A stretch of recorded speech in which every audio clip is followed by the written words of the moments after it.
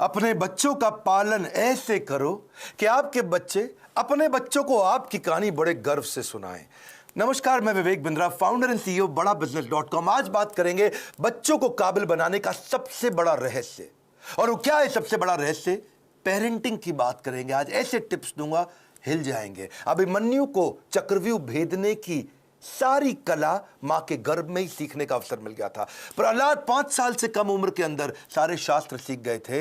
होलिका का दहन हो गया, लेकिन प्रहलाद का दहन नहीं हुआ। होलिका, जिसको आग में ना जलने का वरदान था, वो भी जल गई। पेरेंट्स वो पहले, they are first looking glass of their children. So to be in your child memory, बच्चों की मेमोरी में रहने के लिए आपको उनके जीवन में रहना पड़ेगा। सबसे पहले कितने भी झगड़े हो माता पिता के आपस में निपटा देने चाहिए। पेरेंटिंग है, मदरिंग फादरिंग नहीं है। मदर अकेले फादर अकेले नहीं, पेरेंटिंग दोनों चाहिए है। नुकसान बड़ा हो जाता है, वरना 1 साल तक बोलना और चलना सिखाते हो छोटे बच्चे को। आप 1 साल तक उसको बोलना चलना सिखाते हो, बोलो बोलो बेटा बोलो, सीखता है। और उसके बाद आगे कई साल तक आप उसको बोलते हो चुप बैठो चुप बैठो चुप बैठो चुप बैठो। बोलना भी बंद, चलना भी बंद, चुप बैठो चुप बैठो चुप बैठो। तो क्यों सिखाया 1 साल तक बोलो चलो, अब बोल रहे हो चुप बैठो। बच्चों को यह मत सिखाओ कि वो क्या सोचे, ये सिखाओ कि वो कैसे सोचे। Because a badly parented child is a lost child. परवरिश की परख जो होगी ना आपकी, वो इस बात से होएगी कि बुढ़ापे में वो आपका कितना साथ देने वाले हैं। खराब परवरिश के कारण उसके सोशल स्किल वो खत्म हो जाते हैं, अनरिलायबल हो जाता है, अनस्टेबल, केयरलेस बच्चा होता है, आर्ग्यूमेंटेटिव होता है। आपका बच्चा रिजिड हो गया, जिद्दी है, रूड है, इनडिसिप्लिन्ड है, एंटी सोशल बिहेवियर हो रहा है, उसका अकेलापन महसूस करता है, कभी कभी पेसिमिस्टिक है, सेल्फ डिफीटिंग थॉट्स आते हैं, सीक्रेटिव है, बताता नहीं बातें अपनी, छुपाता है आपसे, सब कुछ छुपाता है, आपको दोस्त नहीं समझता, उसके अंदर फियर ऑफ फेलियर है। ये सब क्यों है? अगर आपकी पेरेंटिंग कमजोर है तो यही नुकसान होंगे। बच्चे बड़ों की बात सुनने में अच्छे नहीं होते, वो बड़ों को कॉपी करने में ज्यादा अच्छे होते हैं। भगवद गीता में कृष्ण ने कहा है, यद यद आचरति श्रेष्ठ तत्तद एव तरुजना। यद यद तत्तद, जैसा जैसा वैसा वैसा। मेरी बात समझिएगा, जैसा जैसा फादर कहेगा वैसा वैसा बच्चा नहीं करेगा, पर जैसा जैसा फादर करेगा वैसा वैसा बच्चा अपने आप करेगा। क्या मतलब हुआ? अगर आप बोलोगे तो नहीं मानेगा, आप करोगे तो अपने आप करेगा। इसका मतलब बच्चे कॉपी करना जानते, सुनना नहीं जानते। आप उन्हें इंस्ट्रक्शन मत दो, इंस्पिरेशन क्रिएट करो, वो अपने आप करेंगे। जैसा जैसा लीडर कहेगा वैसा वैसा फॉलोअर नहीं करेगा, लेकिन जैसा जैसा लीडर करेगा वैसा वैसा फॉलोअर अपने आप करेगा। और यही माता पिता और बच्चों के साथ भी होता है। एक बात समझिए कि greatest mark of parent is how they treat their child when no one is looking. जब कोई नहीं देख रहा हो, आप अपने बच्चों को कैसे डील करते हैं। 3 F याद रखिएगा। फर्म रहिए बच्चों के साथ, जो काम की बात है उस पर टिके रहिए, फेयर रहिए, जबरदस्ती सजा मत दीजिए, और फ्रेंडली भी रहिए, ताकि कभी सजा देनी भी पड़ जाए तो मित्रवत व्यवहार बना रहे आपका उसके साथ में। टेक्निकली ना 4 प्रकार के माता पिता होते हैं, मेरी बात को समझना। एक होते हैं अथॉरिटेरियन, जैसा बोला वैसा कर, जितना बोला उतना कर, ये अथॉरिटी है। एक होता है डेमोक्रेटिक, मिल बांट करके बात करते हैं, बच्चों की सुनते हैं। पहले के ज़माने में अथॉरिटेरियन चलता था, आजकल डेमोक्रेटिक ज़्यादा ठीक रहता है। डेमोक्रेटिक मतलब बच्चों को इन्वॉल्व करें, उनको इन्फॉर्म ना करें, बच्चों के साथ मिलकर चर्चा करें, उनके साथ समय बिताएं, उनकी भी सुने, अपनी भी सुनाएं। और एक होते हैं परमिसिव, तेरा जो मन करता है कर ले, उसको जो चाहिए उसको दिला दिया, उसको जैसा गिफ्ट चाहिए उसको वैसा दे दिया, जो गाड़ी बाइक मांगता तुरंत दे दिया, जो मोबाइल चाहिए तुरंत दे दिया। परमिसिव, कोई मतलब ही नहीं है। लेकिन इससे भी ज़्यादा खराब है नेग्लेक्टफुल, अनइन्वॉल्व। वो क्या है? बच्चा क्या कर रहा है, किससे दोस्ती कर रहा है, किसके साथ उठता बैठता है, कोई जानकारी नहीं है, कंप्लीटली नेग्लेक्ट कर रहे हैं। आप कौन है? अथॉरिटेरियन है, जितना बोला उतना कर। डेमोक्रेटिक है, मिल बांट के रिश्ता बनाते हैं। परमिसिव है, जो करना है कर। नेग्लेक्टफुल, पता ही नहीं है कि क्या कर रहा है वो। तो 4 में से सबसे अच्छा है डेमोक्रेटिक पेरेंट होना। बिकॉज आप नहीं तो बच्चा बर्बाद हो जाता है, वो झूठ बोलना शुरू कर देता है। और अगर वो ज्यादा झूठ बोल रहा है, इसका मतलब आपने बहुत रिएक्ट किया था उसकी पुरानी गलतियों के ऊपर, और फिर वो सीक्रेटिव हो जाता है और अपनी बातें नहीं बताता। मैदान में हारा हुआ इंसान तो जीत सकता है, लेकिन मन से हारा हुआ इंसान कभी नहीं जीत सकता। तो मन से ना हारे बच्चा। अब सुनिए पेरेंटिंग के असली टिप्स।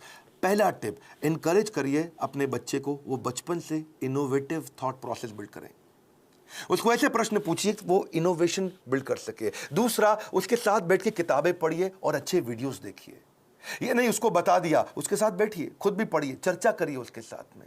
तीसरा, कुछ क्वेश्चनिंग का आपस में फॉर्मेट बिल्ड करिए, म्यूचुअल क्वेश्चनिंग, कुछ वो आपसे पूछे, कुछ आप उससे पूछो, और खास तौर से आप उससे पूछो, वो आंसर करे, ज़्यादा बोलेगा, रिलेशनशिप बनेगा। प्ले विद योर चाइल्ड, उसके साथ खेलिए, फ्रेंडशिप इज द की। उसकी दोस्ती हो गई तो आपसे कभी मन नहीं चुराएगा। अगला मेरा पॉइंट है बजटिंग। बच्चे को बजटिंग सिखाओ, उससे उसके इमोशनल रिक्वायरमेंट कम होगी, इंटेलेक्चुअल कैपेबिलिटी बढ़ेगी। बजटिंग का मतलब क्या हुआ, आप उसको बता सकते हो कि भाई तुम्हें 500 रुपया हफ्ता दूंगा, उदाहरण है, आप अपनी कैपेसिटी के हिसाब से डिसाइड कर लो। 500 रुपया हफ्ता मतलब 2000 रुपया महीना मिलेगा तुमको। अब तुम्हें कोई गेम खरीदनी है, कोई खिलौना खरीदना है, बहुत इच्छा कर रही है, लेकिन तुम्हारे बजट में नहीं आता, तो तुम एक महीना रुको, अगले महीने जब तुम्हारे पास 2000 की जगह 4000 हो जाएंगे तब खरीद लेना। अगर वो 6000 का है तो 3 महीना रुको, 3 महीने बाद खरीद लेना, पैसा इकट्ठा करो। इससे वो अपनी इमोशनल डिजायर्स को रेगुलेट करना सीख पाएगा। उसको बचपन से आपने थोड़ा थोड़ा फाइनेंस सिखा दिया, वो बचपन में ही कैलकुलेटर लेकर के समझने लग जाएगा, हिसाब लगाने लग जाएगा। उसको लर्निंग, स्पीकिंग, रीडिंग, राइटिंग, इसको बोलते हैं LSRW, इसकी प्रैक्टिस कराओ। अब कभी भी अगर कोई कहानी भी सुनानी हो बच्चों को, तो कहानी किसकी सुनाओ, कुछ हेल्दी फूड के बारे में, खाने की ईटिंग हैबिट्स के बारे में, या कुछ सक्सेस के बारे में कहानी सुनाइए। क्वेश्चन आंसर की टेक्निक बहुत काम आती है। उसको सिनेरियोज देकर के क्वेश्चंस करो कि अगर ऐसा हो तो क्या करना चाहिए, ऐसी परिस्थिति में क्या करना चाहिए, तो वो सोचेगा। जब वो अच्छा सोचेगा, उत्तर देगा आपको, तो अपने आप सफल होगा। उसको पैशन ओरिएंटेड कंटेंट दिखाओ। उसका वीडियो गेम खेलने का मन करता है, उसके अंदर देखो स्किल क्या है, उस स्किल के हिसाब के वीडियोज उसके साथ बैठ के देखो, उस स्किल के हिसाब के उसको स्किल की ट्रेनिंग भी दिलाओ। उसको अगर वो बाहर खेलने नहीं जा रहा है, अंदर केवल कंप्यूटर गेम पे लगा है, या केवल बाहर खेलने जा रहा है और कंप्यूटर पे बिल्कुल नहीं बैठता, इक्वल वेटेज दो। कंप्यूटर गेम्स से भी बच्चे का माइंड शार्प होता है, और बाहर भी खेलने जाए। यानी कि फिजिकल और इंटेलेक्चुअल दोनों कैपेबिलिटीज उसकी बिल्ड करनी जरूरी है। आप उसको अलग अलग सिनेरियो के जब क्वेश्चंस करते हो ना, तो उसमें रिस्क और फेलियर को भी थोड़ा थोड़ा आने दो उसकी लाइफ में। थोड़ा स्मॉल रिस्क, स्मॉल फेलियर आने दो, तभी बाउंस बैक करना सीखेगा। उससे वो प्रॉब्लम सॉल्व करनी सीखेगा, और problem solving is a game changer. मेरा एक इंपॉर्टेंट सजेशन है, अपने बच्चे के साथ में मोटिवेशनल कंटेंट बैठ करके कंज्यूम करें, यानी इससे उसका कैन डू एटीट्यूड बढ़ेगा। मैं भी कर सकता हूं। मोटिवेशनल कंटेंट के लिए जो भी अच्छे वीडियोस हैं, केवल मैं मेरे वीडियोस नहीं बोलता हूं, कई प्रकार की इंस्पिरेशनल स्टोरी बेस्ड वीडियोस आते हैं, कई एनिमेटेड वीडियोस होते हैं। उसके साथ बैठो, देखो, उससे पूछो आपने क्या सीखा, फिर आप बताओ आपने खुद क्या सीखा, फिर वो बताए उसने क्या सीखा। तो इससे उसके अंदर कैन डू एटीट्यूड बिल्ड होगा, और हो सके तो थोड़ा ऑर्गेनाइज करने में उसकी मदद करो। उसके साथ बैठ करके देखो, अपने आप बच्चा ऑर्गेनाइज कभी नहीं होगा। बेड लगाना तो आप मत लगाएं, अगर आप माँ हैं, बच्चे को साथ में लगाएं कि हम दोनों मिलकर आज बेड लगाएंगे, हम दोनों मिलकर आज अलमारी सेट करेंगे, हम दोनों मिलकर आज वॉशरूम साफ करेंगे, हम दोनों मिलकर के आज अपनी स्टेशनरी को ऑर्गेनाइज करेंगे, हम दोनों मिलकर के आज किताबों के कवर चढ़ाएंगे। और उसके बाद धीरे धीरे आप उसको बोले अब तुम करके दिखाओ, पहले आप करो और वो करे साथ में, फिर उसके बाद उसको बोलो अब तुम अकेले करके दिखाओ मुझको। उसकी थॉट प्रोसेस अगर बिल्ड होना शुरू हो जाए तो उसको प्रेज करो, तारीफ करो। उसको कभी कोई स्टोरी सुनानी हो तो ग्रोथ माइंडसेट की स्टोरी सुनाओ। आपको उसकी तारीफ करनी, actions that are appreciated they get repeated. तो जिस एक्शन पे आप उसको अप्रिशिएट करेंगे, उस एक्शन को बार बार लेगा। जिस व्यवहार पे दोगे पुरस्कार, उसी को तो वो दोहराएगा बार बार। और आप क्या करें, जब भी चर्चा करनी हो, गोल ओरिएंटेड चर्चा करो, फ्री फ्लो चर्चा नहीं होनी चाहिए। और क्या मजे हो रहे हैं, बस आप लगे ही हुए, इसके बाद कुछ भी बात किए जा रहे हैं। सोचिए मैं इसको कैसा बनाना चाहता हूं, उस सब्जेक्ट की कहानियों पे चर्चा करो, गोल ओरिएंटेड। हाँ, बच्चे को माइक्रो मैनेज मत करिएगा कभी भी। छोटी मोटी गलतियां करता है, करने दो, हर समय नहीं टोकना। आप पॉजिटिव साइड बिल्ड करिए, नेगेटिव साइड अपने आप चली जाएगी। नेगेटिव साइड को मना करोगे कभी नहीं जाएगी। तो इसलिए पॉजिटिव सोल्यूशन ओरिएंटेड क्वेश्चन पूछो। अगर वो कोई गलती कर भी देता है, बताओ मत तूने ये गलत किया, उससे पूछो इसको और अच्छे से कैसे कर सकते थे बेटा, इससे अच्छा तरीका क्या है। ये क्या है, पॉजिटिव सोल्यूशन ओरिएंटेड क्वेश्चन। बेटा आपको क्या लगता है सबसे इंटेलिजेंट बच्चे इसको कैसे हैंडल करते, बेटा आपको क्या लगता है सबसे अच्छा तरीका इसको करने का क्या हो सकता है। तो वो बेचारा कंपल्शन में आपको सही आंसर देगा। जब वो बार बार सही आंसर देगा, बार बार सही आंसर देगा, तो उसके संस्कारों में बैठना शुरू हो जाएगा, और धीरे धीरे वो वैसे ही प्रैक्टिस में भी आ जाएगा उसके। इसके बाद इसी का तरीका, इसी को बोलते हैं इन्वॉल्विंग पेरेंट बनना, इन्फॉर्मिंग पेरेंट नहीं बनना है आपको। और तभी आप उसके सोशल स्किल और इमोशनल लर्निंग्स बिल्ड कर सकोगे। जो मैंने बजटिंग बताया था, मुझको याद आया, इससे उसकी इमोशनल ग्रेटिफिकेशन को आप डिले भी कर सकते हो। इमोशनल ग्रेटिफिकेशन डिले होगी तो बच्चा कहां से कहां पहुंच जाएगा। आप रूटीन बनाने का प्रैक्टिस करिए, पहले खुद का रूटीन बनाइए, तभी बच्चे का बनेगा। ये नहीं कि आप आजकल वर्क फ्रॉम होम में बिस्तरे पे पड़े हुए हैं तो बच्चा भी ऐसे ही लेटा रहेगा, बैठेगा, अपनी क्लास नहीं अटेंड करेगा वो। तो और क्योंकि आप स्ट्रगल करते हो रूटीन फॉलो करने में और वो भी ये स्ट्रगल करने लग गया, तो पूरा परिवार आगे बढ़ेगा, इंप्रूव करेगा। उसको अगर और स्टोरी सुनानी हो, जैसे मैं स्टोरी की बात बार बार कर रहा हूं, तो डिसिप्लिन की स्टोरी सुनाओ। और अगर वो डिसिप्लिन नहीं है तो चिल्लाओ मत, डिसिप्लिन की कहानी सुनाओ, तभी धीरे धीरे इंप्रूव करेगा बच्चा। अगर आपने उसको बोला ना, बेटा सॉरी बोलो, आंटी को सॉरी बोलो, बेटा तुम गलत कर रहे हो सॉरी बोलो, सॉरी बोलो, समझ नहीं आ रहा मैं कह रही हूं सॉरी बोलो, बड़ा बेकार बदतमीज बच्चा, सॉरी बोलो। तो वो क्या करेगा, उसको लगेगा सॉरी बोल दूंगा बच जाऊंगा, अच्छा सॉरी, उसको लगा ले मम्मी चुप हो गई, ठीक है आगे से मत करना। अब वो चला गया, उसको लगा देखो जल्दी बच के निकल गया मैं, सॉरी बोलो सॉरी बोलो सॉरी बोलो, कुछ नहीं होगा, सॉरी सोचो, सॉरी सोचो। डीलिंग ठीक नहीं करनी है, फीलिंग ठीक करनी है, कंटेंट ठीक नहीं करना है, इंटेंट ठीक करना है। फ्रूट्स बाद में मिलेंगे, पहले रूट्स चाहिए आपको। तो डिसिप्लिन की स्टोरी सुनाइए उसको, ताकि वो थॉट प्रोसेस बिल्ड हो जाए। पब्लिक में उसकी बेइज्जती कभी मत करो, आपको पब्लिक में उसकी तारीफ करो, बेइज्जती कभी करनी है, या बेइज्जती मतलब थोड़ा करेक्शन भी देना है तो प्राइवेट में करो, अकेले में करो। क्योंकि कंपेयर, कंप्लेन, क्रिटिसाइज ये कैंसर है, रिकॉग्नाइज, रिफॉर्म, रेक्टिफाई यही उसको ग्रोथ देगा। बात समझिए कि आप उसका नेचर बदल ही नहीं सकते, आपको नेचर बिल्ड करना है, नेचर बदलना नहीं है, नेचर डेवलप करना है आपको। कभी परेशान हो तो उसको हक करो, उसको पॉजिटिव टच दो अपना, तभी बात बनेगी आपकी। उसको नए नए प्रकार के स्किल सेट सिखाओ। आजकल तो कोडिंग बचपन से बच्चों को सिखा रहे हैं, 5 साल का बच्चा भी आजकल मोबाइल ऐप बनाने की तैयारी कर रहा है। Code academy, white hat junior, code monkey, code Avengers, ये बहुत सारे अपॉर्चुनिटीज है जहां से आप बच्चे को कोडिंग सिखा सकते हैं। उसकी सेल्फ एस्टीम की बकेट को आप भर पाओगे इससे। एक्चुअली सेल्फ एस्टीम से याद आया, एक होता है इमोशनल कप। हर बच्चे का एक इमोशनल कप होता है, इसको ऐसे समझो। जिस बच्चे का इमोशनल कप खाली हो जाता है वो बच्चा बहुत गलत डायरेक्शन में जाता है, जिसका इमोशनल कप भरा होता है वो हाई सेल्फ एस्टीम के साथ ठीक आगे चलता है। इसके लिए आपको love, affection, sense of security और अटेंशन देना पड़ेगा, उसका इमोशनल कप भरा रहे।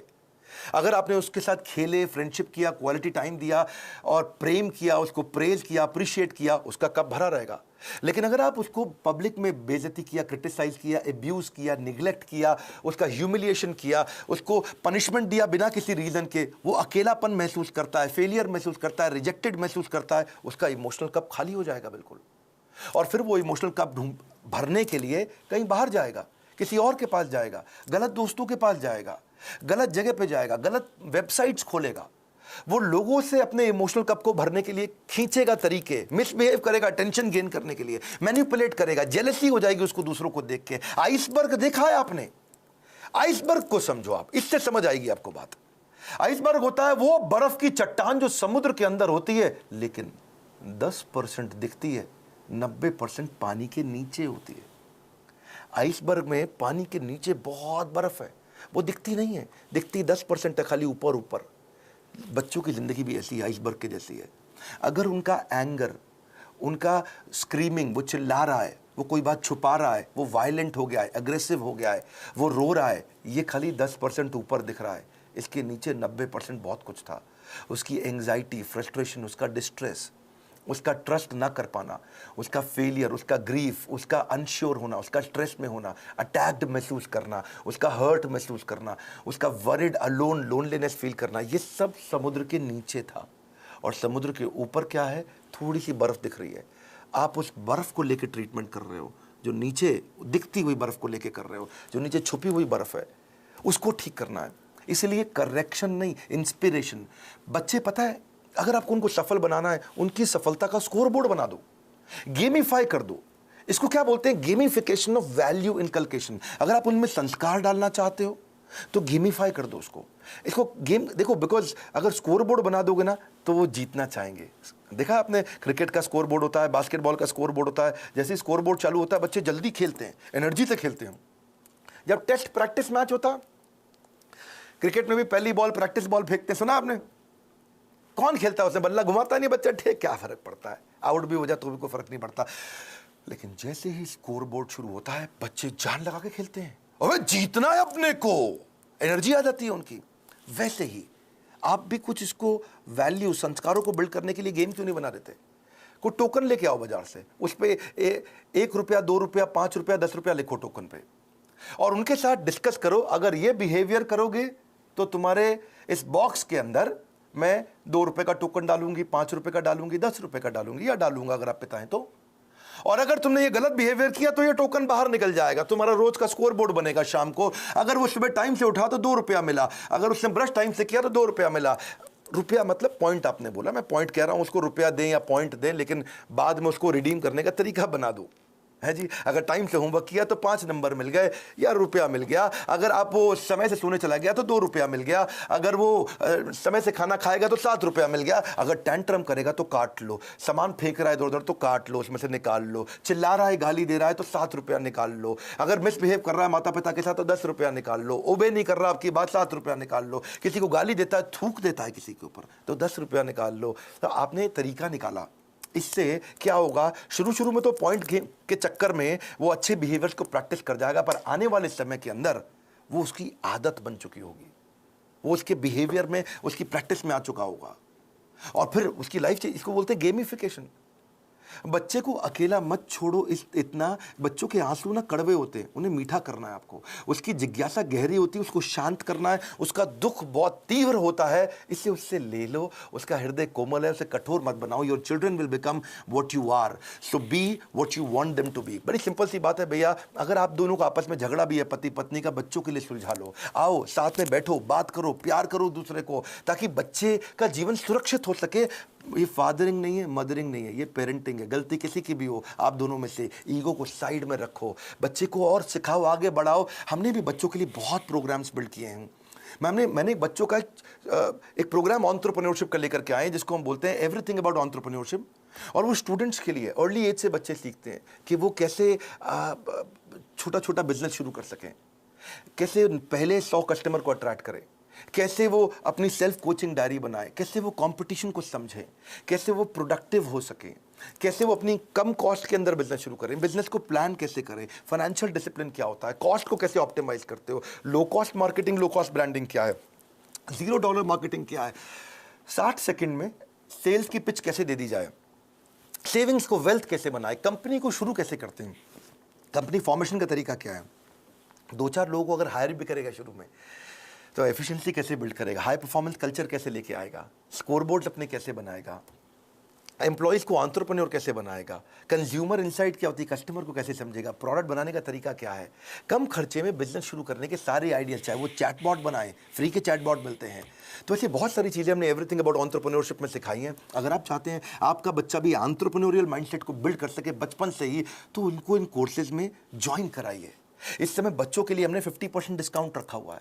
और अगर ये पेरेंटिंग के टिप्स आपको काम आ रहे हैं, मैं रिक्वेस्ट करता हूं सोचो ये किस किस को काम आ सकते हैं।